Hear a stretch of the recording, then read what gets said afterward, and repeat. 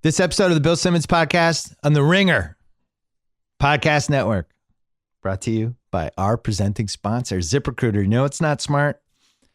Firing 81 threes on 2 home courts over the course of 2 game 7s and making 14 of them. Maybe start going to the basket more, Houston and Boston? I don't know. Call me crazy. You know what is smart? Hiring with ZipRecruiter. ZipRecruiter's powerful technology scans thousands of resumes to find people with the right experience for your job. So effective, 80% of employers who post on ZipRecruiter get a quality candidate through the site in just 1 day. My listeners can try it for free at ZipRecruiter.com/BS. ZipRecruiter, the smartest way to hire. Meanwhile, Miller Lite. We have our disagreements here at The Ringer. There's no question. There is no debate about this one. Miller Lite is the great tasting light beer with only 96 calories and 3.2 grams of carbs. That's fewer calories than half the carbs of Bud Light. There's nothing really more to talk about. If you have a real argument, let me hear it. There's a reason I've been drinking Miller Lite since I was in college, all the way through Boston. Until then, stick with Miller Lite, for God's sakes. Miller Lite, hold true. Go check out theringer.com. We have a lot of good stuff there, including a big feature about Michelle Wolf by Allison Herman, all of our NBA playoff stuff after 2 ridiculous game 7s. Michael Bauman's A Brief History of Chewbacca. Killing Eve, Lindsay Zoladz wrote about that. Roger Sherman wrote about the 3-pointer betraying the Rockets, and a whole bunch more. Check that out. Speaking of The Ringer, we announced on Tuesday, I'm taping this on Tuesday late morning, and I think we're running it Tuesday night, but we announced on the all over the place today our new show that we have developed with HBO that I am an executive producer of. It's called Courtside at the NBA Finals. It premieres on HBO on June 19th.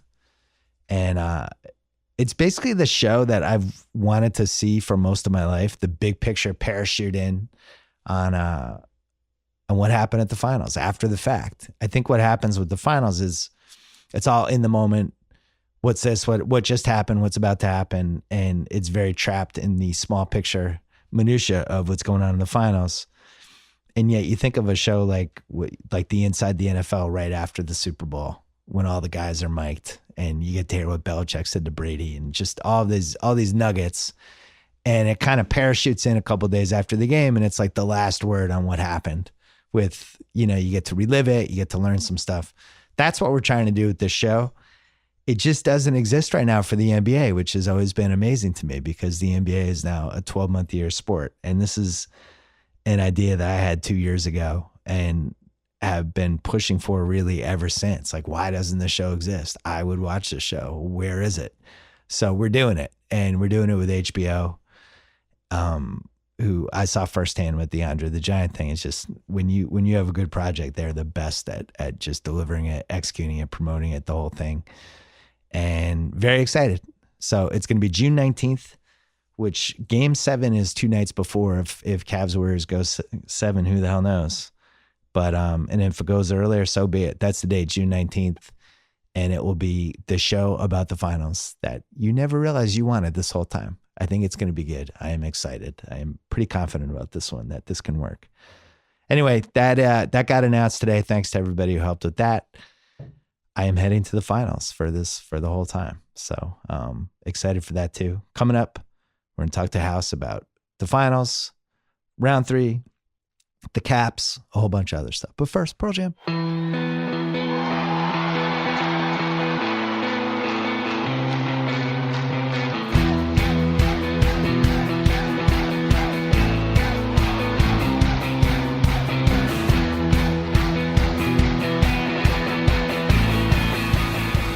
All right, Joe House on the line. He has not been on in a while. He's the host of House of Carbs on the Ringer Podcast Network, our phenomenal food show, as well as the Shack House with Jeff Shackelford.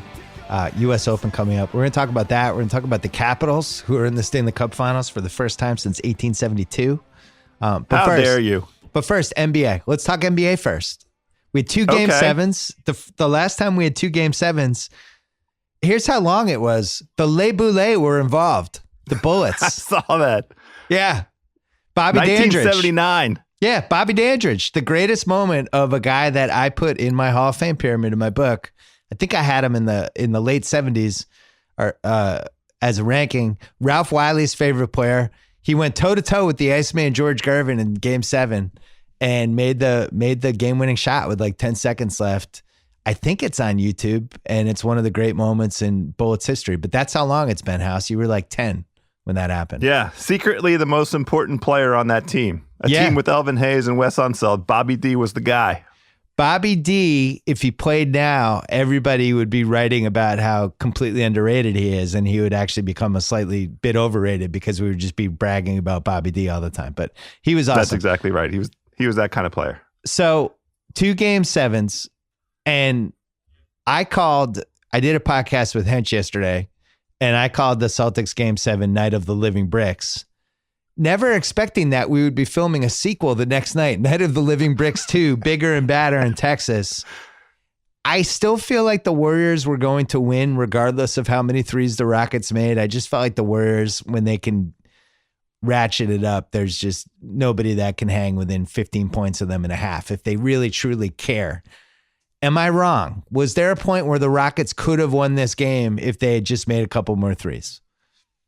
I thought the last night was very much for the taking by Houston. I thought Golden State's energy was so flat in that first half, and we've seen it before, and we know that they are a turn it on and flip the switch kind of team, but there was just so little urgency, and they seemed slightly confused. Their rotations were out of order in the first half.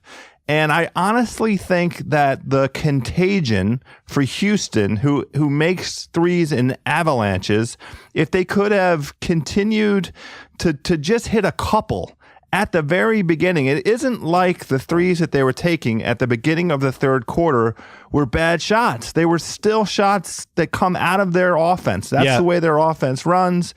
It's what that offense produces. If they had just hit a couple, I think the whole thing could have been different. I mean, obviously Harden got tired as things went on.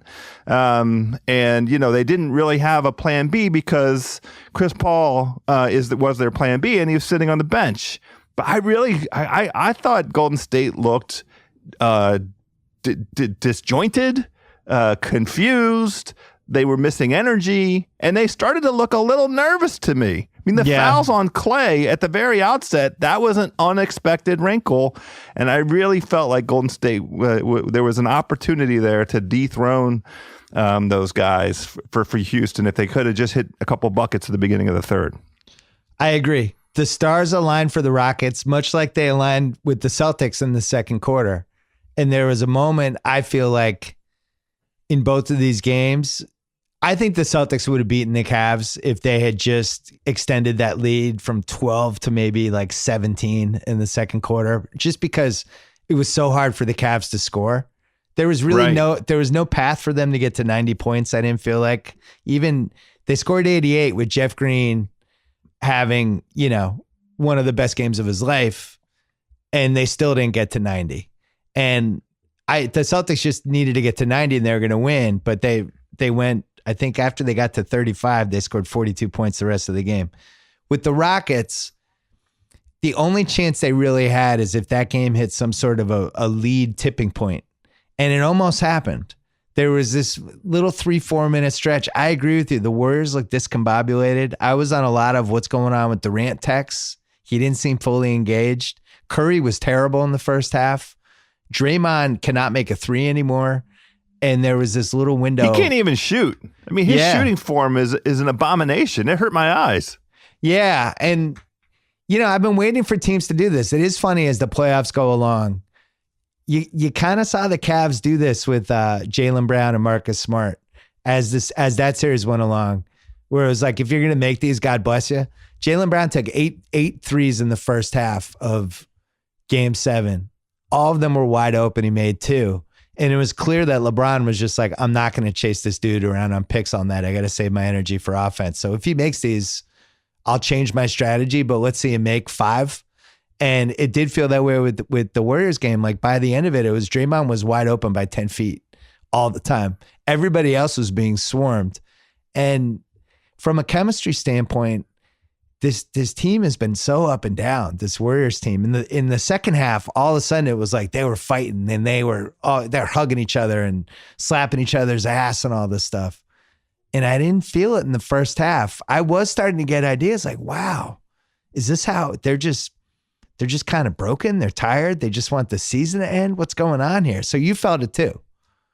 I just thought it was nerves, to be honest. I thought Durant, because of, what for him were substandard Durant games, the two previous games, it looked to me like there was just the slightest sort of lack of confidence. It was kind of a confidence thing, like his eyes, you know what I mean?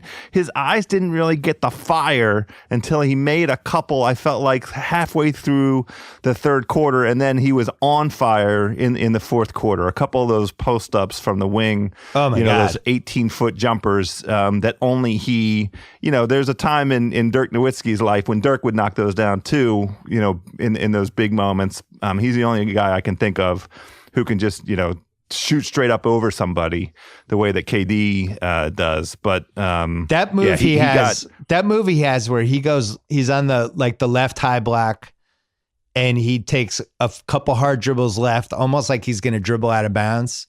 And then he does that 14-foot fall away from the rim, is one of the most unstoppable shots in the history of basketball. I mean, how are you going to block that? Iconic shots. It really is. Never can be blocked. And then the other thing, and I don't feel like LeBron has always had this shot, but LeBron has kind of a similar shot, but he jumps off one foot and banks it. He takes the same hard dribble, like he's going to go out of bounds, going to the left side of the basket, and then jumps kind of to the side and does this one-handed kind of fast speed runner and banks it in every time. It's like, where did he get this shot? I never seen him do this shot until the last 2 years, basically. But I totally agree. And it looks like he's shooting off the wrong foot because he gets rid of it so quickly. It's a quick release shot too. Yeah, he's developed two shots that we've never really seen before, which is that shot. He has the MJ fall away now, which he would always try to shoot, but I never felt like he made the consistency of it. So I don't want to say he added that, but he's just better at it. But then the other one is this weird bully ball, reverse dribble, back and forth, slow down, post up thing that he does that he started doing in Game 5 of the finals last year, and now has kind of perfected that. And it's either an offensive foul every time or it's never an offensive foul. I don't know how you call it, but he just kind of gets to the rim and knocks guys over and scores. And what is that? It was like how we never knew how to officiate Shaq all those years. What is that move? A lot of his detractors have been begging for him to incorporate that move into his repertoire, and he's finally at the level of maturity and experience and honestly out of necessity because of what he's surrounded by. That he has to have a go-to shot that he himself is relatively sure that is he's going to make it with 60 to 70% consistency, and that seems to be that shot, right? Yeah. So the Rockets, the other one they have that is relatively new was that crazy play they were running where Curry would dribble underneath the basket and start going to the corner the play didn't work, and he would dish it off to Jordan Bell, but then quickly cut behind him and get the pass back for the corner three. Yeah. That was what the hell? If you showed that to me 20 years ago, I would be like, wow, what is that? That's basketball? Is that how they play it in the future? Curry was great. He was awful in the first half, great in the second half. Yeah, he was great when he was great, and he was bad when he was bad. What's interesting is they were able to come back without Clay, which I still feel like is the move for them this summer. I don't see how they keep this going with the four guys and just a bunch of below average guys and Andre Why? Iguodala. What are you talking about? I don't think it's sustainable. I think they barely made it through these 3 rounds, and I'm not even really sure why. The Houston thing, it shouldn't have taken the Chris Paul injury to beat Houston. They have more talent than Houston. How are they even sweating that series out? I still don't totally understand it. That series was done. You had Kerr on earlier this season. It's really, really, really hard to repeat and keep the guys engaged. And I think we watched it. It was hard, over the course of the season. When we sat down together in October, it was the first week of October 2017. We're doing our over-unders. We look at how the Golden State Warriors are composed and say there's no way that team can lose 15 games this season. We can't talk ourselves into 15 losses. Yeah. And they ended up, being a team that played hard like 85% of the time or so, right? Like maybe 75. They took their foot off the pedal a bunch of times. They rested a bunch of times. Maybe it's just the way the NBA is now. JJ said on my podcast last week that it's so much harder to play basketball now than it was to play it 10 years ago. Because this is something I felt pretty strongly about, but it was good to hear a player say it who does a lot of running, who's just like, it's just harder now. And maybe that's part of it. But I do think the difference with their 4-year finals run and all the other ones basically is their best 4 guys are pretty healthy right now. I think when you look at some of the other ones, there's just been really bad injury luck. They had some bad injury luck. Like obviously Curry missed the first round and maybe first 2 rounds or whatever he ended up missing. But it wasn't poorly timed injury luck like what happened to Houston. Like if you're going to do the what ifs from this series, what if Chris Paul doesn't get hurt in game 5, which actually gets extended to what if, what was that crazy call? The inadvertent whistle. If that Right. inadvertent whistle doesn't happen, Harden's called for traveling, Golden State gets the ball. Instead, there's an inadvertent whistle. Houston misses. It comes back down. Quinn Cook misses the wide open 3 that blows the game for them. And then Chris Paul gets hurt in the next play. So the inadvertent whistle is almost like you could do a documentary about it. But to lose him and Mbah Moute. So if you told me, what if I told you everyone's healthy for this series? They have Chris Paul and they have the healthy Mbah Moute from the regular season, and Golden State gets Iguodala the whole time. Who wins? Golden State. Yeah, that's how I feel too. I still feel like Golden State could just. It's like that, like those desserts that we love, where your favorite dessert, as you've discussed on House of Carbs many times, is the dessert where you're digging and then it's like there's a little treasure on the bottom. Like Yes, you have the it's cobbler. part of why I I love the bread pudding. Yeah, the bread pudding, and it's like, oh, they put rice pudding on the bottom of this? I didn't. And you're just digging underneath it, and it's like Or buried there's treasure. a chocolate shell on the bottom of the bowl. Come on, Daddy. That's the Warriors. They always can dig a little bit deeper, and it's like, hey, did you know there's rice pudding under here? And that was what happened in the second half. I always feel like they just have that side. So you're watching Well, them. Chris said it, and the point is the talent. They have more talent. They're more talented, especially. I mean, with Paul and Mbah Moute on the floor, then it's a little bit more even, but it's still the case. They have the talent. The talent wins. The thing is, though, you still need a couple guys to do a couple things that aren't in your top 4. And it's really hard over the course of NBA history. It's really hard to win a title unless basically your 5th through 9th guys, you get something from somebody in a couple of the games. And what was interesting about this series, that didn't happen. Can you think of anybody? I guess Livingston had maybe a couple half decent moments. Jordan Bell had a couple half decent moments, but it just was really below average play, which speaks to those 4 guys and especially last night where Draymond can't make a shot and Clay's in foul trouble the whole game. And yet they were able to get Durant and Curry going in, those are 2 of the top 25 guys of all time now. And they got going in the same game, and that's it. It does seem like their ceiling is still about as high as any team we've seen. The question is, they don't want to work. I would say so. They just don't want to put in the work. Who doesn't? It's like the Warriors. They're begrudgingly, all right, okay, here's our A game. I don't know. You disagree with that? I think it's a zigzag team. It's like they play awesome for one game. Like they played awesome in game 3. And then you and Sal and I were texting the next day, like, should we take the Rockets in game 4? The Warriors. And I think I bet on the Rockets. But it was like the classic, the Warriors proved yet again they're awesome. So they're going to let up for this game 4, which is how it played out. They still haven't solved that part of their greatness. You know what I mean? Sure, that's fair. I think they were genuinely surprised by how Game 5 went. I think that was the thing that caught their attention. Game 4 or Game 5? The fourth quarter of Game 5, I thought. Yeah. They should have won Game 5. I agree. I thought the Rockets should have won Game 4. And I thought the Rockets just fought and clawed and did everything you need to do to extend the series. And at that point, I think, weren't the Rockets like 9-1 underdogs? Something like that? I don't remember. We were tracking it. These last 2 rounds. Breathlessly. Yeah, these last 2 rounds have had more gambling swings than anything I can ever remember. I know. I spent a lot of money on hedges. Yeah, well, I want to talk about that after the break.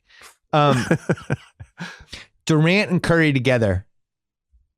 Did you feel like that second half was the first time that they were able to really properly calibrate that? So it was like, these are our best two guys. We're playing off both of them. They're both involved, and this is our ceiling. Because it always seemed like over the course of the season, they never could really decide whose team it was. And it was like either Durant would have an awesome game or Curry would have an awesome game, but they could never combine it. And then last night it was like they just blended it together like a nice little cobbler.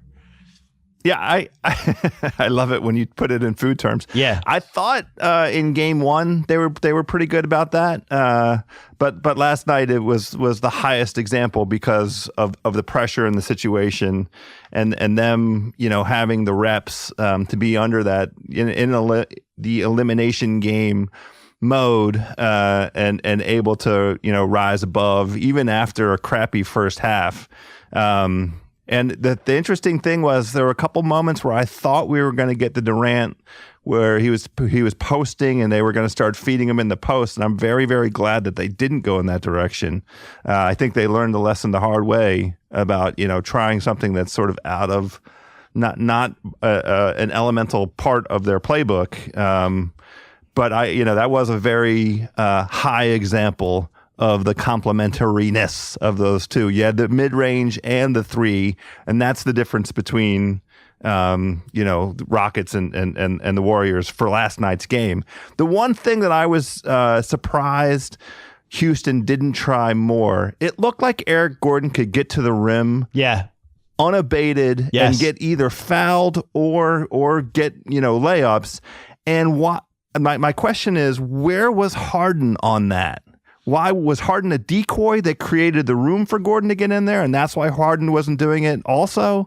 But that's Harden's supposed to be the remedy to when the threes aren't falling. He's supposed to be getting to the basket and getting to the free throw line. I think that their attitude was, we've made threes all year. They're going to start going in. And it was very similar to what befell my beloved Boston Celtics. Because I felt like Jason Tatum could get to the rim anytime he wanted to. And there were other moments where they just jacked threes over going to the rim. And it was the same thing. Like, these have gone in all year. Why wouldn't they go in now? And it's like, because it's Game 7 and everyone's tired and there's a ton of pressure. That's right. Take that for data. Yeah. That's what I wanted to. That was my sentiment after watching both of those teams with that lived on a high quotient of threes over the course of the season.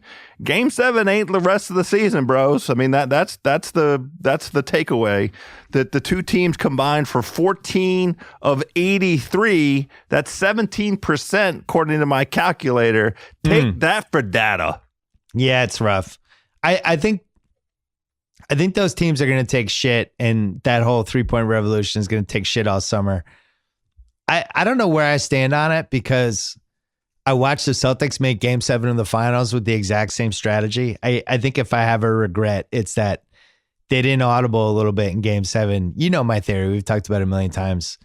Do what the other team doesn't want you to do. And it just seemed like every time Tatum had the ball, Cleveland was doubling him or scrambling or just trying to figure out what to do. And we didn't have any other matchup like that. And with Golden State and Houston, like, every time Gordon went to the basket, it just seemed like a good idea. He's such a punishing. Good things were happening. Player. Hold on. Let's take a break.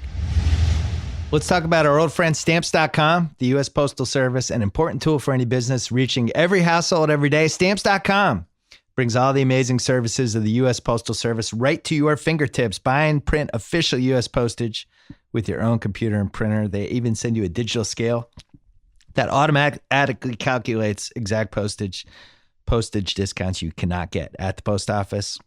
It's Postal Service right at your fingertips. Any letter, any package, any class of mail, and you're in control of all of it. You know why I love Stamps.com?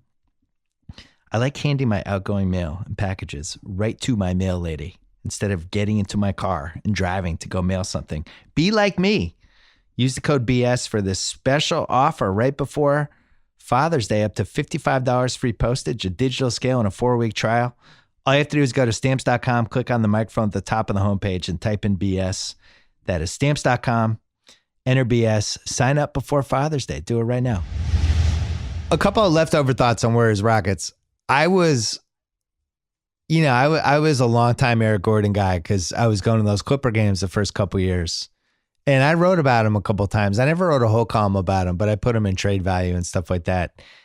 I always felt the thing I really liked about him as a player was I felt like the bigger the stage or the light or the microscope, the better he played.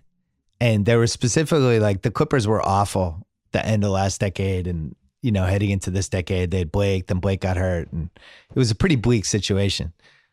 But there were these times when they would play the Lakers, and it would be the one good home game or the two good home games they would have, where it was like, oh, the Lakers are in town, or they'd play the Cavaliers the one time LeBron came or whatever. And Gordon just kind of rose to the occasion. He would go head to head with Kobe, and I remember writing a little piece in one of the pieces about this guy's got something, man. He was not afraid to go at Kobe. And then, he gets traded, ends up in this weird situation with New Orleans, couldn't stay healthy. And right. Houston kind of stole him for $15 million a year, I think for 3 years maybe.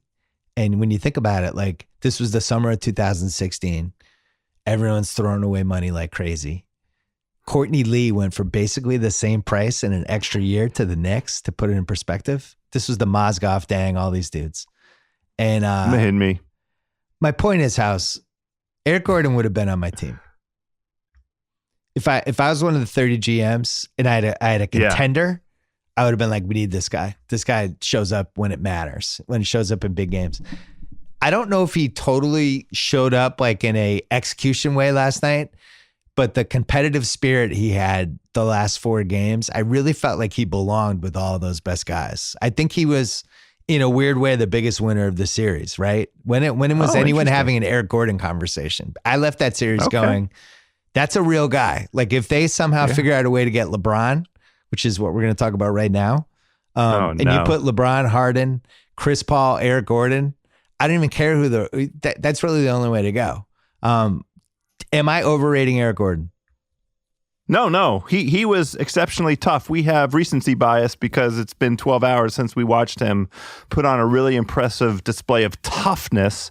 But that's the thing that you're looking for in a Game 7. Yeah. Who's up for the moment? Who wants to be in there? Who's going to the hole to help his team? Who's trying to, create opportunities for his team to stay in the game? Eric Gordon hit all those marks, and that's why we have a good taste in our mouth with Eric Gordon. He's fighting and clawing, and this is why I love PJ Tucker last summer. And I still don't fully understand why Toronto punted on him and paid 3 times as much for Ibaka, whatever they end up paying him. PJ Tucker was always one of these guys. And you could see it on if you had League Pass and you watch these shitty teams and there's PJ Tucker like clotheslining people and, scrapping and fighting. I thought how many fouls do you think he actually committed yesterday? Like 17?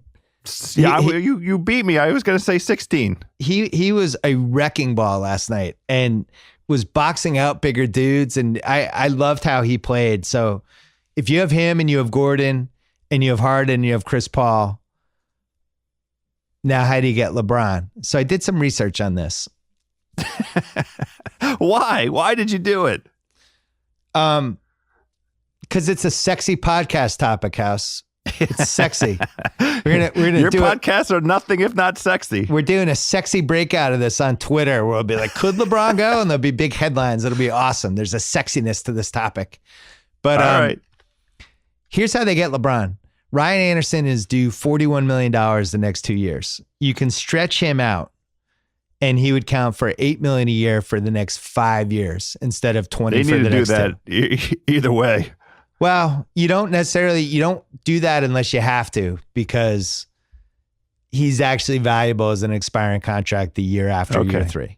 So you don't do that unless you know you're getting LeBron. Okay. They have James Harden, who makes 30. They have Gordon, who I think makes 15.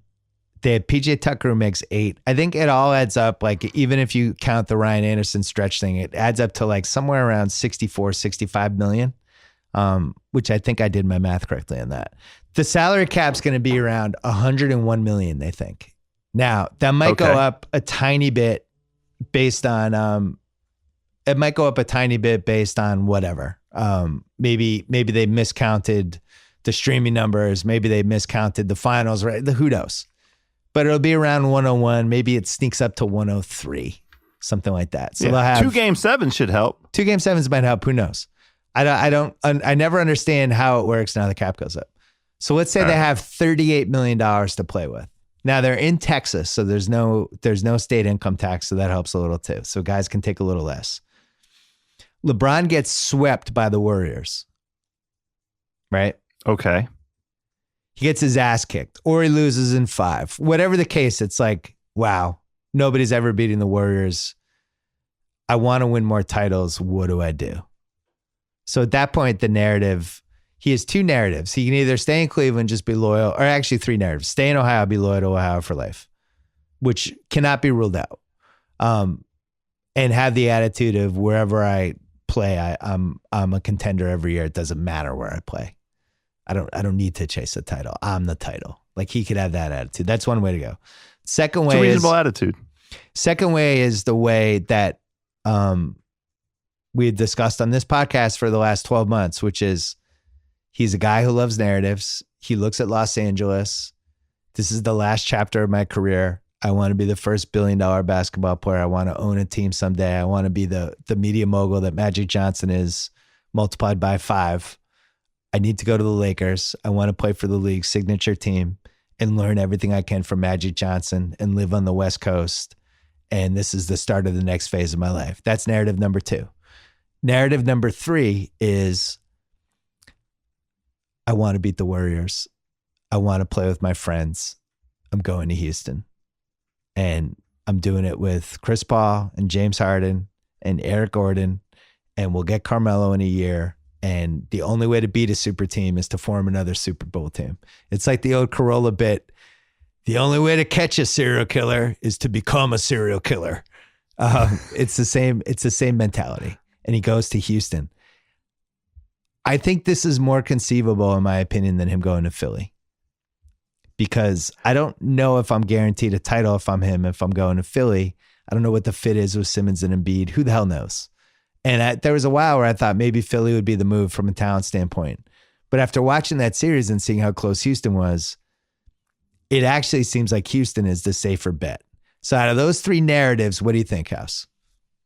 I think he stays in Cleveland. Okay.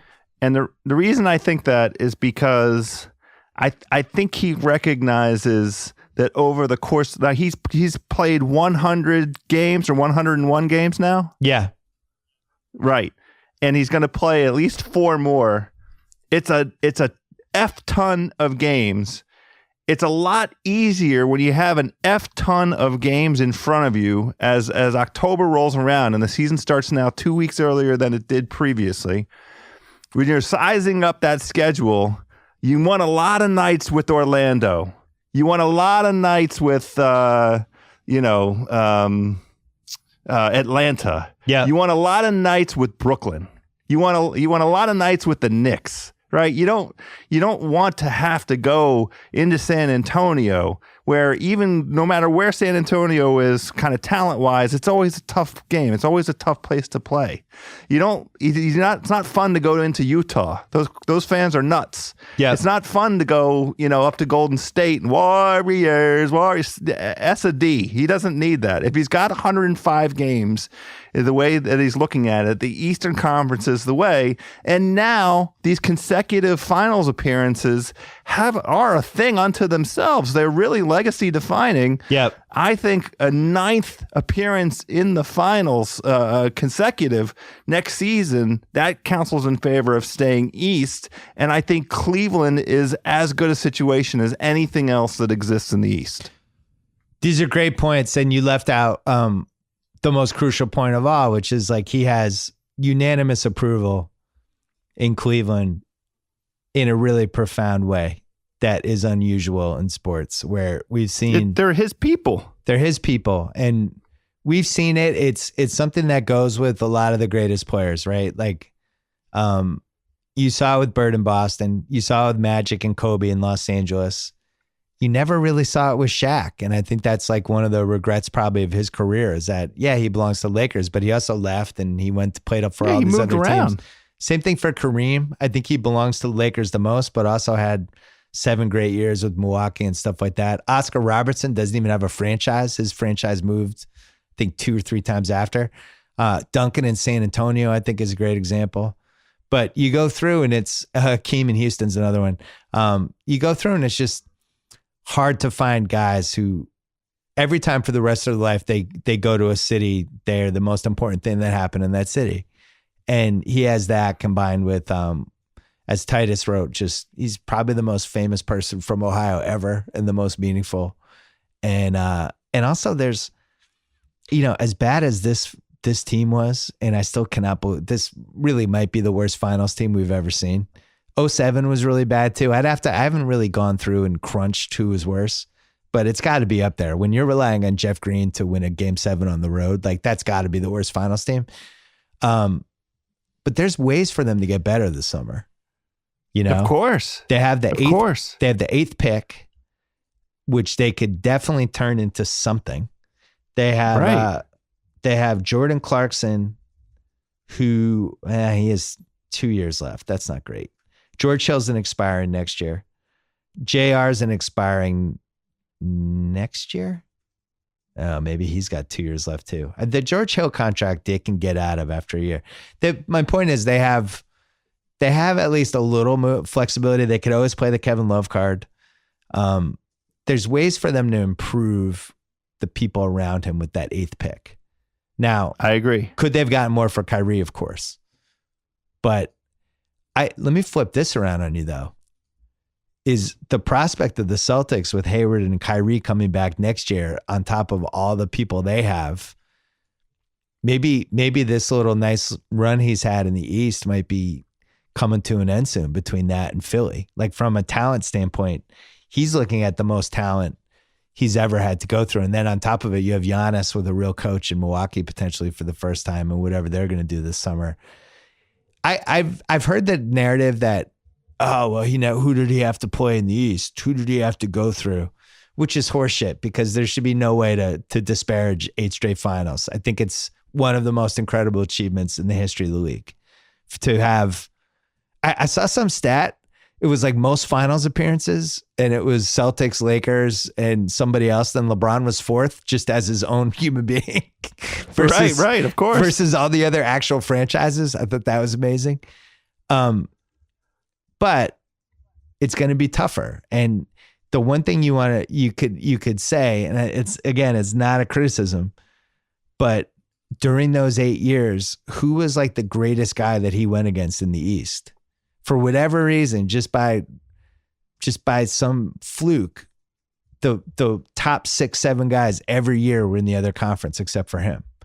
And this is now the first time he's looking at a situation where he's going to have to go against A-listers in multiple rounds, right? Like you think about it, go through those 8 years. Who is the best player he had to go toe to toe with in a series? Dating back to 2011, like Pierce. Yeah, it would be 2012 Paul Pierce, or that's the best I can come up with. 2013 Paul George. Yeah. Right. I don't want to be disrespectful to Paul George because before he blew out his knee. I'm just laying out the landscapes like DeRozan, Lowry.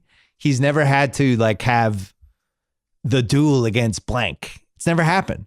Jason Tatum, even the moments when he kind of went toe to toe with him, it's like it's a rarity. And I think my point is that's going to change now in the East because you have Embiid and Simmons on one team, you have Giannis on the Bucks, and you have everything the Celtics have. It's just from a talent standpoint, the East is now ebbing. I think it was flowing for a long time there. Not to mention your Wizards house.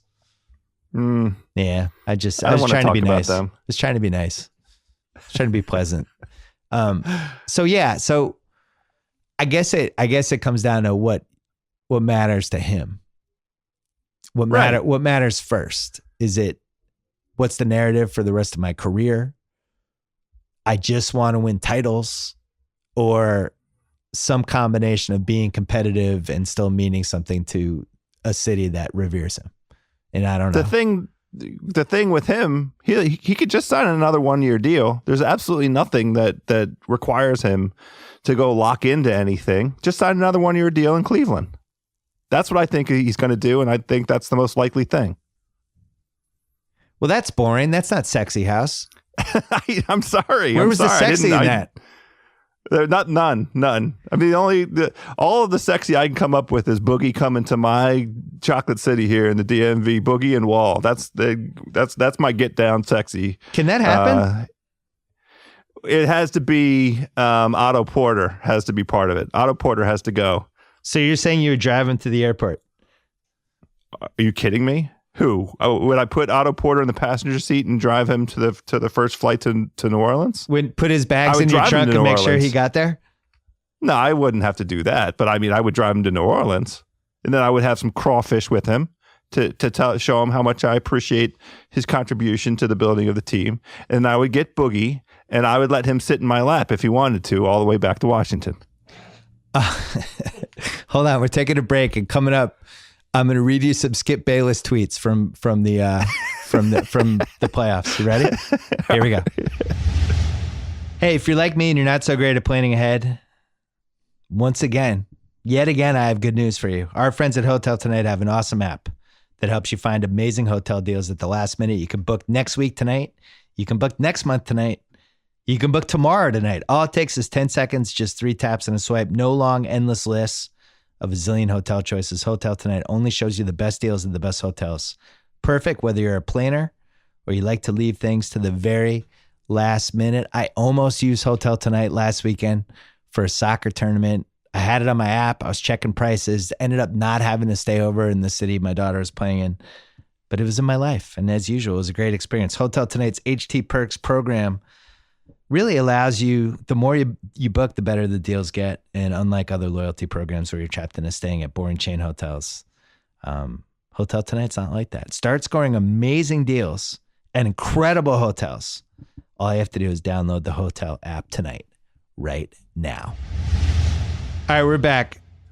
Some classic Skip Bayless tweets last night. It's really performance art at this point. I feel the same way. Like, Mapplethorpe had his run in the 80s. That's the comparison? Yeah. That's the Skip Bayless comparison? Yes, okay. Exactly. I'm on board. I'm there with you. Trent Reznor, I think, sure. Marilyn Manson, Skip Bayless. Last night, he tweeted right after the Rockets game. This is great. I mean, this is really I don't know what Mapplethorpe's best photo ever was, but this is really as good. Just these 8 words. James Harden is made only for the regular season. It's just great. It's really it's his version of 9 Inch Nails is Closer. How do you top that? How do you top that as an 8-word tweet? You can't. It's incredible. Can't. It's incredible. Yeah. It's just designed to enrage and anger, but there's just this little kernel of truth in it. That's a good argument for the next day. It's incredible. Just incredible.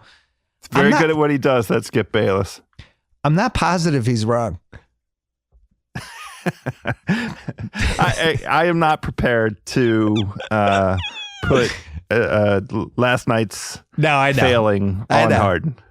All right. Listen. You're laughing. Okay, you're laughing. I'm glad. I'm laughing. But you got to make the finals once. You just have to make the finals once. If you're That's a great segue to my guy. Who's your guy? Alex Ovechkin. Yeah. Got to make the finals once. All right, hold that thought. I'm held. I'm holding. So the Iceman, George Gervin, Yeah. who I think I ranked somewhere in the early 30s in my book, who had a phenomenal career and who was the best offensive two guard there for a solid decade during a really talent heavy time for the league, and took San Antonio to the brink a bunch of times. The closest being Washington game up 3-1 in the 79 conference finals. I forget. The conferences were weird. They might have even been in the East. San Antonio was in the East for some reason that year. They were in the East. Yeah. When the Bullets beat them. So you're down 3-1 and you have the best scoring two guard from that generation, basically. All he has to do is close the door once and can't do it. Puts up 44, I think, in game 4. But I've seen the tape of that game and I wrote about it in my book. In the last 6 minutes, kind of got shut down. And the ease that he could score game to game, what made him awesome, when the defense really went up to a quadruple level and he had to now find this last piece of himself. Couldn't find it that one year. Doesn't mean he wasn't one of the best 32, 33 players ever, but he never had that moment. And it's always a question with this stuff. How much do you blame the guy? How much do you blame the team? All that stuff. And the way to answer it is to do what Dirk did in 2011, where you're like, fuck everybody, I'm winning the title, and you do it. And George Gervin never played in the finals, which was a really, really important, NBA outcome, because you were there and I was there. We were kids. How the fuck did we watch the NBA in 1979? Either somebody came to see us or we saw CBS. All right. Well, yeah, there must have been games on CBS all the time. There weren't. It was not even every week on CBS. I think there was one year where I think they ran like 4 or 6 regular season games and that was it. They tape delayed playoff games. They didn't show some playoff games. You and I combined probably saw George Gervin play. I'm going to say, and I had season tickets through my dad. I probably saw him 3 times in person during his peak. Right. And maybe another 12 times on TV. I saw him once in person. Yeah. We just had no idea. And if he'd made the finals, and I think he would have won the finals that year, everything about how we talk about George Gervin is different. And I just wonder 40 years later if this is the scenario Harden's in, where he's an incredible player. He's going to win the MVP. He's been a top 3 MVP candidate, I think 3 times. But when you don't have that last piece, it's tough. It's just, it's always going to get brought up. John Elway wins the Super Bowl. Nobody brings it up anymore. Dirk wins the finals. Nobody brings that up anymore. And unfortunately, that's how sports works. The whole thing about too early. We don't have to talk about Harden yet. Yeah. The James Harden is made only for the regular season is ridiculous because he's awesome. Skip Bayless. He's one of the best 4 players in the league. But there's no way to prove him wrong until you succeed in the finals with James Harden. Yeah, sure. So I don't know. I will say the thing that would worry me if I was Houston with James Harden is Golden State went into that series with the legitimate strategy of make James Harden waste time dribbling, make him pound the ball, make him monopolize the ball, make everyone else stand around and just tire him out by dribbling. I agree. I disagree with that James Harden is made for the regular season because that's ludicrous for a number of reasons. But the offense that they were playing, I think, is better suited for the regular season than the playoffs. I think you have to have more wrinkles than just everybody spread out. One person just goes to the rim. I just don't think you can win a finals that way. I disagree with it. You disagree with that? Well, or you agree with that at least? No, I do. That's where we miss with Chris Paul, though. That's the ginormous what if. Because Chris Paul is really the leader of that team. And I think, him asserting his will and not permitting, that he wouldn't have stood for, the team just raining threes and raining threes and raining threes. I honestly think that he would have, used up some shot clock, gotten inside the free throw line and tried to create some of those mid-range jumpers that they find anathema with good reason for most of the season, but it was winning time. So you have to take what the defense is going to give you, and that mid-range stuff, working that into there. Now the reason that Houston kept taking those shots is because they were open shots, and that's what their offense produces. But they needed to have a plan B, and we needed to see the plan B, and Chris Paul was the plan B. You're going to be very jealous of this next point. And by the way, I'm not done reading Bayless tweets, but I had this point on Chris Paul that I think is a really important, crucial point and was missed by the national media. So they were very careful about protecting him this year. I think it's year 13 for him. You love basketball. You've been following basketball your whole life. What's the shelf life for point guards after year 12? What happens? They're done. That's it. It's over. Either they're done or you have to do the Utah, Jerry Sloan, John Stockton, manage the minutes to the point that you'll even throw away 6-minute stretches of a game. You will not waver from that minute thing, right? Utah, yep. I always thought Jerry Sloan, this is one of the most brilliant things any coach did. He took John Stockton out at the same 2 points every game. It didn't matter if his backup point guard was your black sheep brother, Rich House. He didn't care. It was you're coming out for these 7-minute stretches at these 2 points of the game, and that's just how we're doing this. Now, why did he do this? Well, he wanted to prolong John Stockton's career and make sure he kept him healthy. Well, what happened? John Stockton played for like 20 years. He was like the 6'2" white guy version of Kareem. So Chris Paul, after they managed his minutes fairly well, the first few games, then here's what he did the last 7, 36.6 minutes. Hard minutes. It's too many minutes. Hard minutes. These were the last 7 games he played, and he's in month 9 of the season at that point.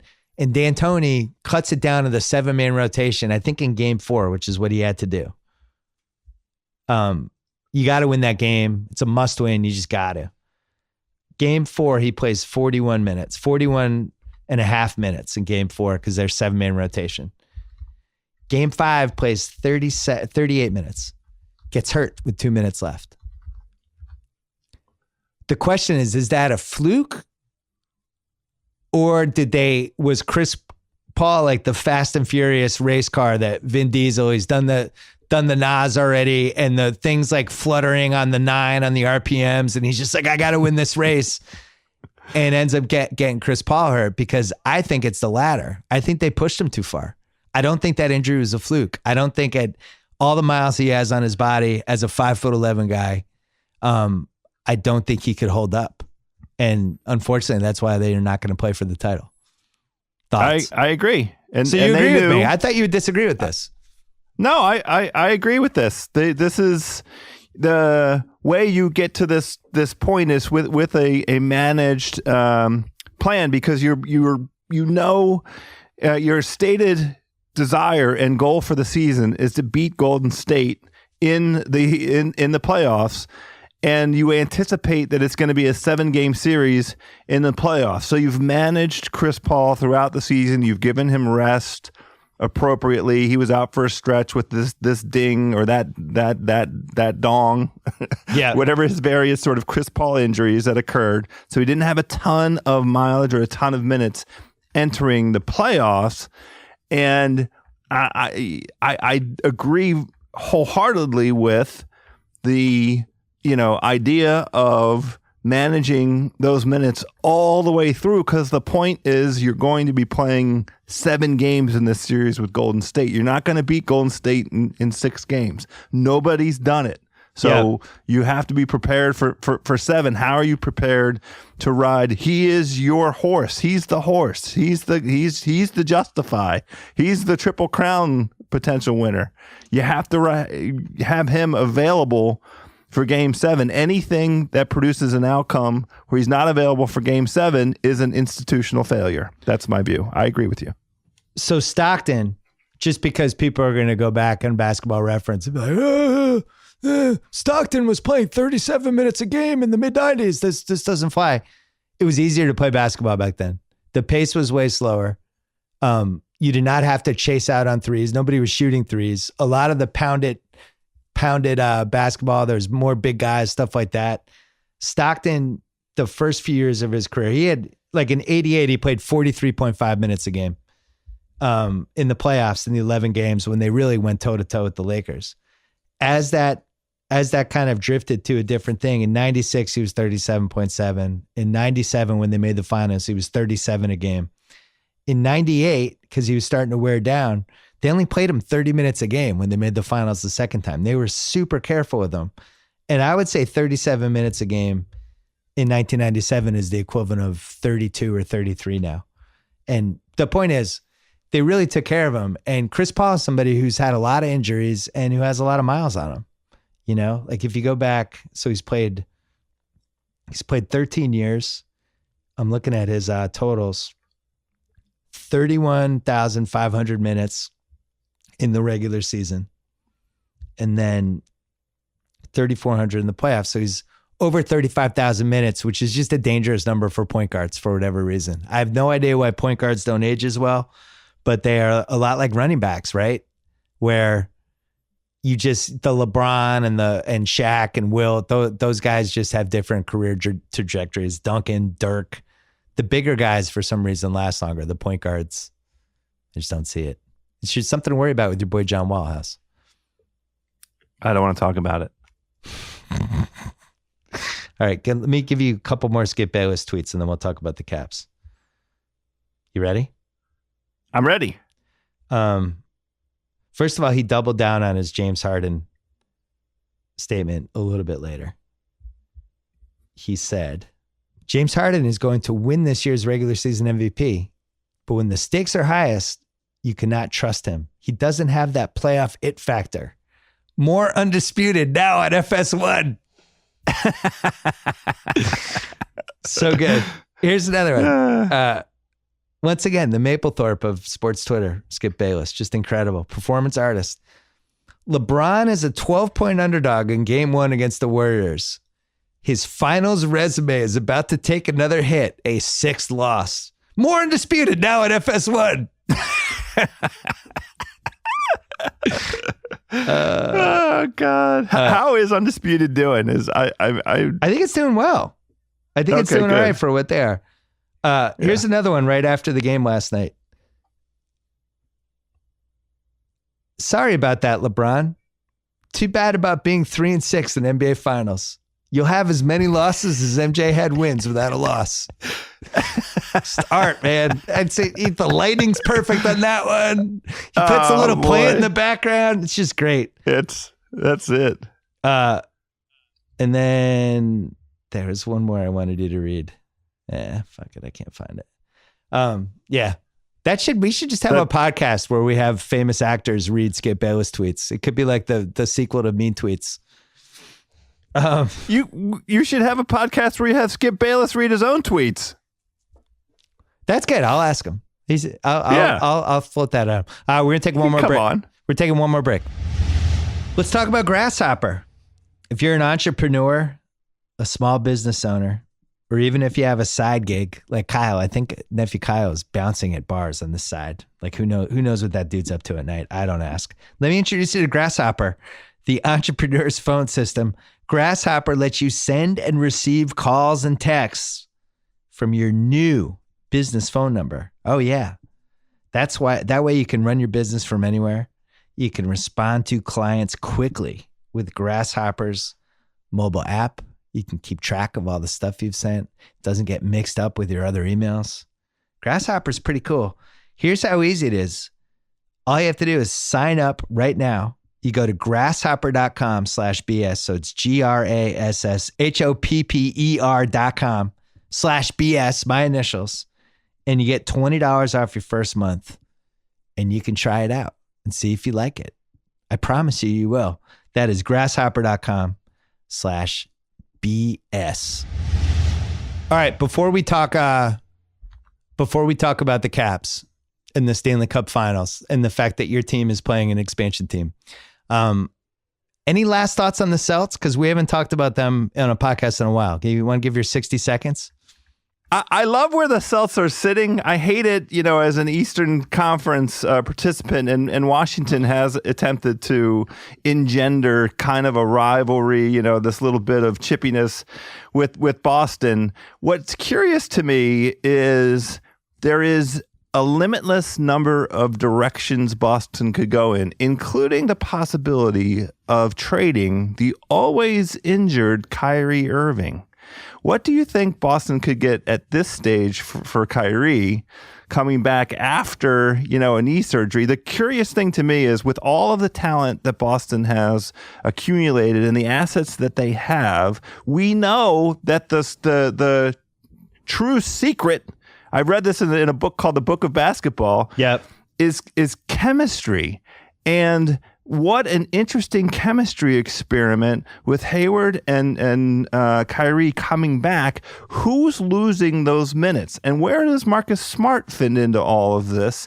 And how's Tatum going to get the touches, the alpha dog touches that he's become accustomed to over the course of this season? And where does Terry Rozier fit into all of this, if at all? It's a very interesting chemistry experiment. I'm not ready to crown their ass yet. I do agree with the idea that talent-wise, they pose a formidable challenge to LeBron and the Cavaliers. But so much we've learned over the last 2 or 3 years. So many things change over the course of the summer. Yeah, the rosters go through radical transformations, and you can't even fathom who's going to become available under what circumstances. You have to wait until October, really, to have a view as to where any particular team sits, what their composition is, who the coach is, before you can really have a view. But, I mean, in the East, Celtics look good. Thanks, House. Is that 60 seconds? Appreciate that. Yeah, that was good. I don't know if Marcus comes back. He's been very adamant, no hometown discount for me, sorry. So there's probably 6 teams with cap space that are ready to throw it at him. I think the most likely scenario is they do the qualifying offer for him, which never really works out. I can't remember a lot of happy NBA situations with that. I think Rozier gets traded. And when you talk about minutes, you're telling me that Hayward can't take 35 of the 39 Marcus Morris minutes I had to watch every playoff game? Oh, my God. You're telling me Kyrie can't just take the Rozier/Smart minutes and they can't make up for it? To me, it's like all the minutes can be evenly distributed in the most perfect way possible, and everyone's going to get to play, and their crunch time is going to be Horford, Tatum, Brown, Hayward, Kyrie, and that's the team. There's not going to be a minute thing. You're going to have shooters. Their dream was always to have the interchangeable perimeter guys who could all score and shoot and defend, and they have it. I don't think Kyrie, under any circumstances, gets traded. I think the more likely... Is this going to be the first season in 4 that he's healthy? Yeah. That's... The question is, if he's not healthy again this next season, then you don't have to pay him $40 million a year because you can be like, you're never healthy. So either way, I think that plays out kind of in their favor. I personally think he just had bad luck. They took out those screws and he had an infection. It wasn't like, to me, like somebody like Boogie Cousins coming off an Achilles is 100 times more risky. But I'm really interested. It's just a gamble with him. You need him healthy for the playoffs, and you just don't know whether or not you're going to have that. I'm really interested in this draft, and we could talk about this when it gets closer, but there's a combination of things going on that makes me wonder if they're going to trade into the top 4. In no particular order. It seems like Phoenix is going to take that center. The next 3 teams are wild cards, to say the least. Sacramento at 2, Atlanta at 3, and Memphis at 4. And if Luca Doncic, if he floats it out there, I'm not coming over. I may never come over. And he does whatever he needs to do, because Memphis is sitting there at number 4. Who loves trading away players more than Chris Wallace that might end up being superstars? Anybody? Chris Wallace is still wearing the ring that the Lakers gave him for Pau Gasol. Right. But there's a scenario where they could say, we'll trade you Terry Rozier. We'll trade you the top 1 protected Kings pick next year. We'll give you the Clippers pick that we have that's going to be somewhere between 15 and 20 next season. We'll even give you the Memphis unprotected pick we have, that is like top 8 a year from now, top 5, and then unprotected 2021. We'll do all that stuff, Sacramento, if you give us the second pick. And then what do you do if you're Sacramento? I would take that in a heartbeat. My point is, if the Celtics believe Luca is a game-changing player, which I believe he is, they are the best equipped to move up and get him, if they wanted to. Now, they might just say, it's a long game. We have all these picks. Fuck it. But if they feel like this guy is a franchise game changer, that if you put him and Jason Tatum and Jaylen Brown on the same team, we're set for the next 15 years of our lives, they might do that. It can't be ruled out. It's part of the glorious aspect of the summer season in the NBA.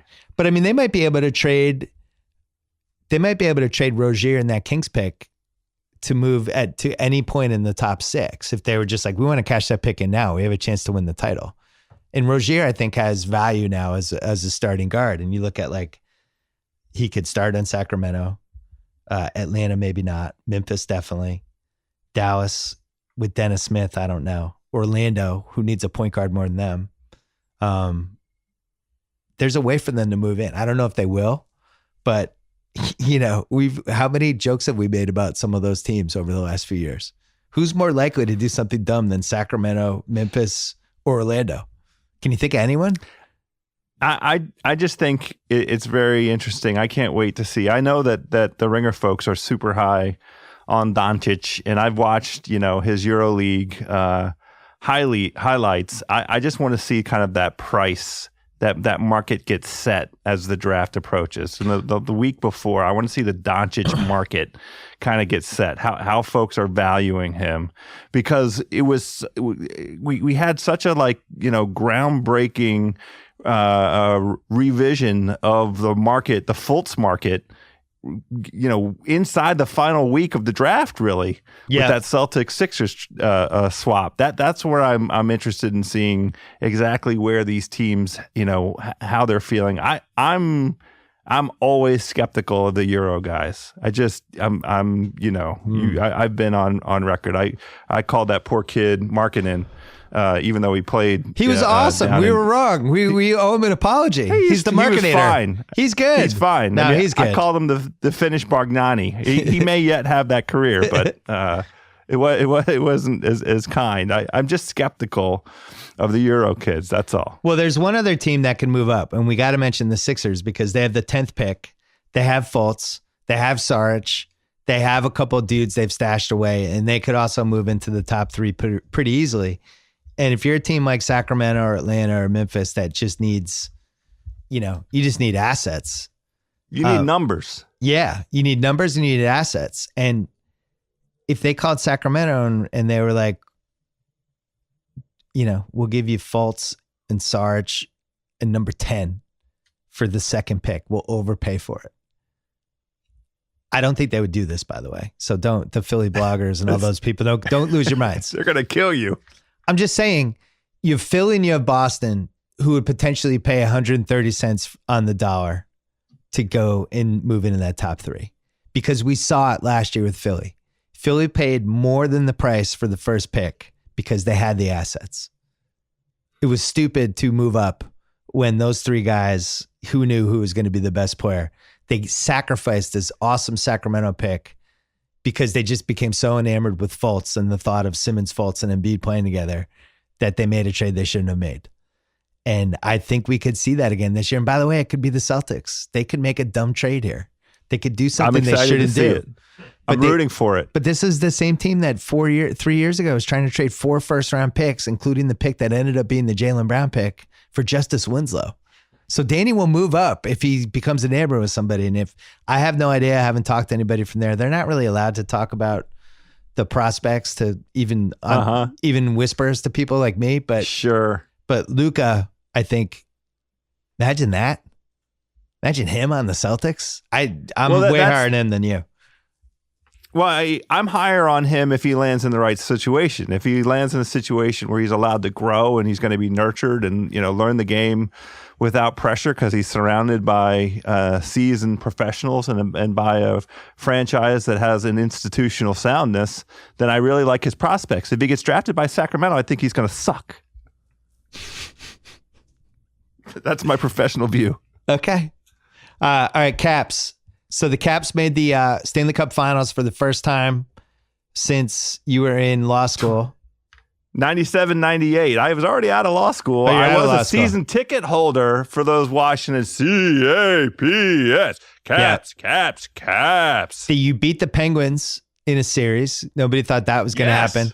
You came back from 3-2 in the Eastern Finals. Nobody thought that was going to happen. Yes. Ovi, who is one of the best players of this generation, but goes back to the same hole. If he never made the finals, all of a sudden we have to talk about that for the rest of his career instead of how awesome he was. Now that monkey is off the back. Unfortunately, you're playing the stupid Vegas team that these idiot owners and the idiot commissioner decide to just grab the expansion money. They just a pure money grab. They did grab it too. $600 million. It immediately made Vegas like the fourth or fifth most richest franchise in the league. Yeah, great, good move, everybody. And then $600 million on top of it. Put no provisions in there to make sure that Vegas isn't. There's no way they're going to be good. They don't say, "Oh, first 3 years you only have 80% of a salary cap." None of that stuff. Just pick players from the other rosters, and you'll suck for a couple years. And then Vegas is like, "Okay, cool." And just starts cherry picking these good guys. And even though at the time nobody thought they were going to make a finals run, it is hockey and the dudes fucking skate around and weird shit happens every year. And now all of a sudden they're standing in your way for a Stanley Cup. This little Bettman wet dream money grab of a team is now up 1-0 against your team in the Stanley Cup Finals. Now I do want to be fair. Okay. I want to be please. They do have revenue sharing in the NHL, and the owners having the recent experience in the 2000, they let in Minnesota and Columbus, and it took a long time for those teams to get good enough to be competitive, to be putting asses in seats. Yep. And for them to turn themselves around from takers to givers in terms of the revenue sharing. And there are a lot of takers in the NHL. I had to give a shout out to my boy Alex Shaw, hockey agent Alex Shaw, reps old school James Van Riemsdyk, among other folks. Had a chat with him just to make sure I was being fair to the owners. His point was they just can't have any more takers in terms of the revenue sharing. Okay. They needed another team that could give. He says this season's probably going to be a record season in terms of revenue, and the excitement of Vegas and the advantage that they had with an unknown but untapped fan base, and they were immediately able to place 15,000 season tickets in the run up. Yeah, gave everybody a lot of confidence. Now they obviously effed up. I mean, nobody imagined that Vegas would get this good this quickly. Part of the thing is Vegas gets all the dollars for this playoff run. All the owners keep the money in the playoffs. Yep. So when your franchise is in, you keep that gate, you keep all that money that comes in. I think that they, upon reflection, would have liked to have tightened the controls a little bit to not be sacrificing all these dollars that are going right to the bottom line for the Vegas folks. I have a controversial statement on this. This is one of my wacky theories. You know who is probably in charge of that process in retrospect, who was in the driver's seat with the negotiations? Who? The league that was deciding whether they wanted to allow the expansion team to come in or not. Uh-huh. It just seems like if you're Vegas, you're like, whatever it takes. Sure. Okay. And if they were like, hey, one last thing, you only get 80% of a salary cap the first 3 years compared to everybody else. And then it'll even out. Vegas isn't like, no, that's it, deal breaker. No, can't. I totally agree can't with you. do that. You're right. Can't do it. They were coming in under whatever terms the ownership dictated, whatever the league dictated. Here's the circumstances under which you're allowed to join. And by the way, we want that $600 million in gold bullion. That they would have, they were going to meet those terms. The league could have been like, you can't have Canadian players for the first 4 years. You get to have a Canadian player in 2022, and Vegas would have been like, cool. Can we make the announcement? Great. Where do we sign? So it's classic Bettman, because on the one hand, it actually worked out and it's great, and they tapped into this Vegas market, which is clearly a much bigger, more burgeoning market than any of us expected. Now the Raiders are going to go there, and FYI, the NBA fucking A is going to go there at some point. You don't think they're watching this? So they were first in. You just have to shorten up the intro. Goodness gracious. Well, they planted the flag, and Bettman gets congratulations on that. But meanwhile, fucked over the other 30 owners that he is supposed to represent in a really profound way. They were all complicit in it. They all went along with it. And I think the splitting up the $600 million each way, I think that helped the pain. That helps soothe the pain a little bit. These guys are so stupid. They're like, oh, $20 million check. Oh. Well, no, okay. To be fair, the NHL owners are not the NFL owners. You're not talking 30 billionaires here, right? Yeah, true. But it's just like, you have a team in Phoenix that just shouldn't exist and is the eyesore of the entire league, and just move that team to Vegas. No. But that's the really interesting thing, right? It's an embarrassment. I think it's fair to question their expansion over the last, 20, 25 years. Carolina is continuing to have a hard time with Gate. Atlanta lost its franchise. Miami. They can't, Miami. Right. Miami's in trouble. Yeah. Man. Florida Panthers.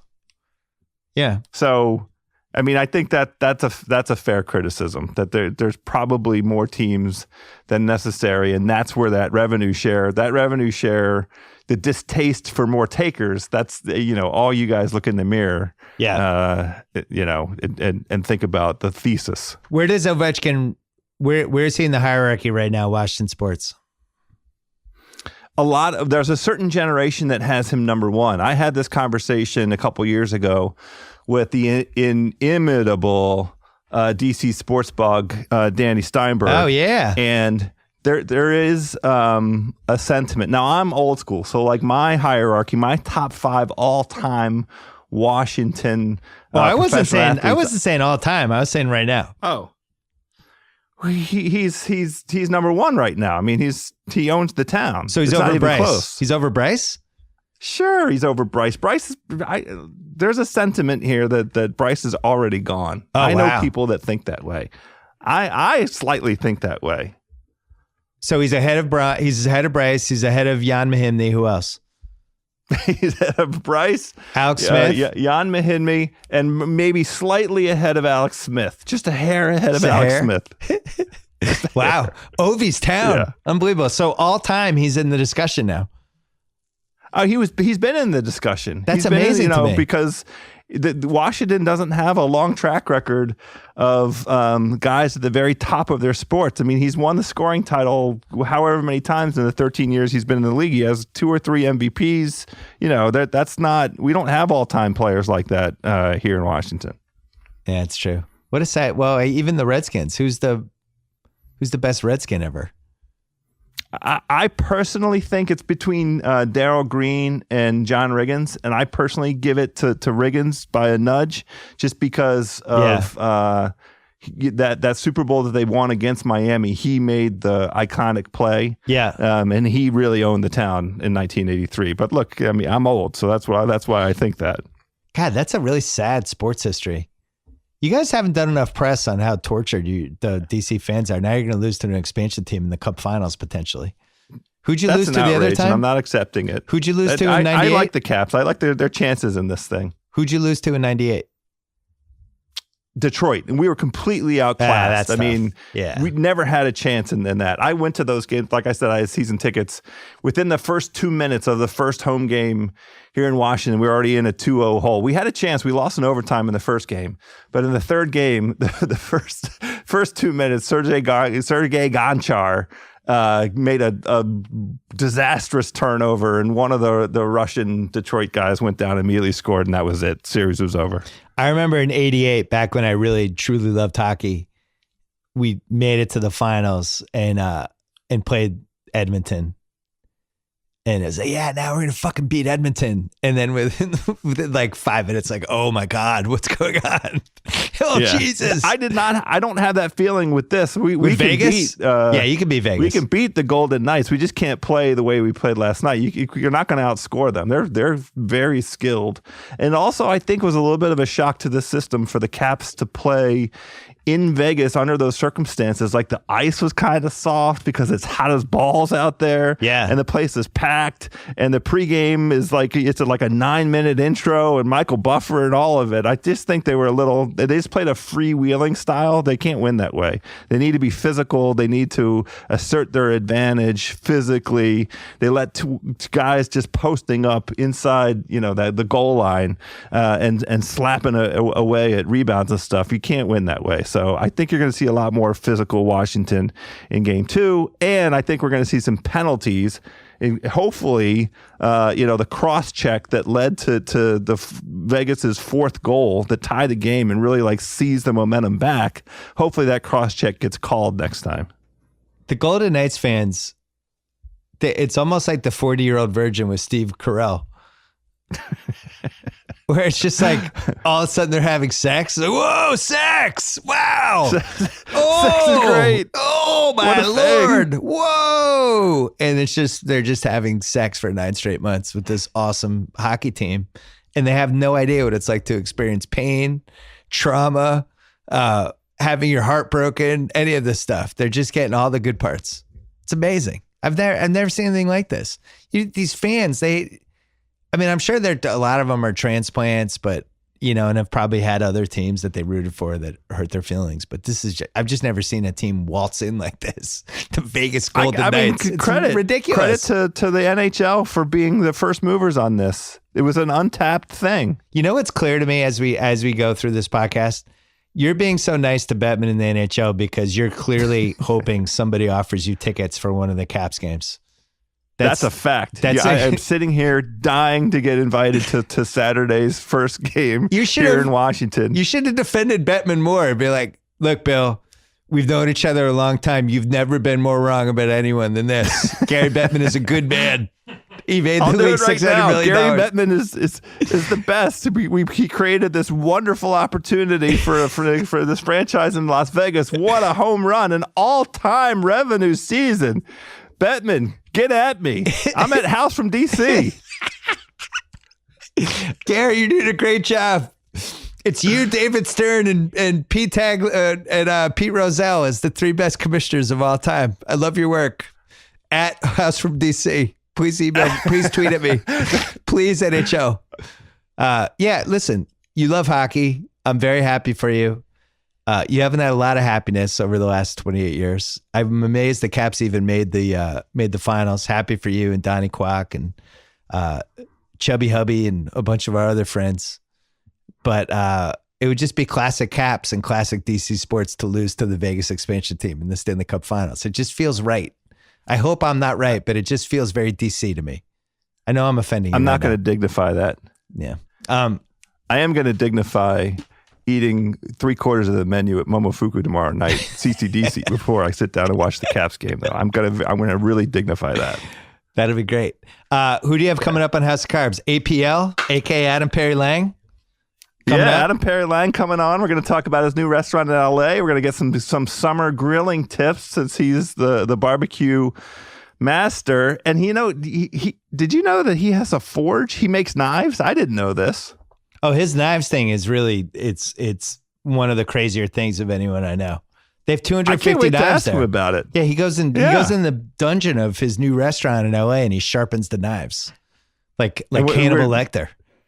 Yeah, I can't wait. I don't want to be on the wrong end of one of those, but I want to hear all about how the thought process. The steak's amazing, apparently. I still haven't been. I will be there very soon, but the steak is amazing. The meat's amazing. And LA certainly needed a place like that. So you got that. And then Shack House, you have... When's U.S. We're Open? 2 weeks away from the U.S. Open. It's time for us to start giving out picks. We're recording this coming Sunday, I think, right after the Memorial, and so Shaq and I will have a taste in our mouths for a couple picks. I really like what I saw out of the defending U.S. Open champion Brooks Koepka this week. Finished second to Justin Rose. He might be on my short list of guys to pay attention to. He really showed me something. What about my favorite golfer, Tommy Fleetwood? He's around. He's still inside. He's having a continued very good season. What he showed us last year at the U.S. Open on a course that nobody had played before was interesting. I don't know if Shinnecock is his kind of place, but I'm good with Fleetwood. I'll pay attention to him. And El Tigre. Yeah, say no more. I think he's going to do better than he did at the Masters. I think he's going to wide fairways. Wide fairways. He's going to definitely make the cut. I want him to use the stinger. I really was inspired by what he did at the Players. If we can replicate what he did at the Players in terms of that game plan, I really like his chances. So root for that. Root for his driver to break on the way to Shinnecock. What would be the funniest Jim Nantz tagline of Tiger making the tournament winning putt at Shinnecock? I'm gonna mull that over for the next couple days. Let's work on that one. We have 2 weeks. Tiger has whipped it out at Shinnecock. I don't know. There's something there. It's just sitting there. It's sitting there for all of us. Joe House, enjoy the House of Carbs and the Shack House podcast, and we will probably talk to you at some point during the finals. Stay tuned. I can't wait. All right. See you, buddy. Let's go, Caps. All right. Thanks so much to House. Thanks to ZipRecruiter. Don't forget to go to ZipRecruiter.com/BS. Don't forget about Callaway. All I have to do is go to CallawayGolf.com. Check out the Road Clubs. They sent me some. They were awesome. And if you love golf, check out the Shack House podcast with Joe House and Jeff Shackelford. Thanks to Grasshopper. Remember, they let you send and receive calls and texts from your new business phone number. That way you can run your business from anywhere, respond to clients quickly with Grasshopper's mobile apps. Grasshopper, sign up today. Go to grasshopper.com/BS and get $20 off your first month. That is grasshopper.com/BS. And thanks to HBO, very excited for our new show, Courtside at the NBA Finals. Courtside at the Finals. Courtside at the NBA Finals.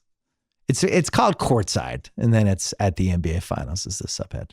But yeah, it's going to be cool. I'm going to be at the entire finals. And I'm very excited to see how long this goes and what the Warriors and Cavs are capable of. We're probably going to have a finals preview that we'll run when we are in San Francisco, maybe Wednesday afternoon, maybe Thursday morning, who knows. But be ready for that one as well. And until then.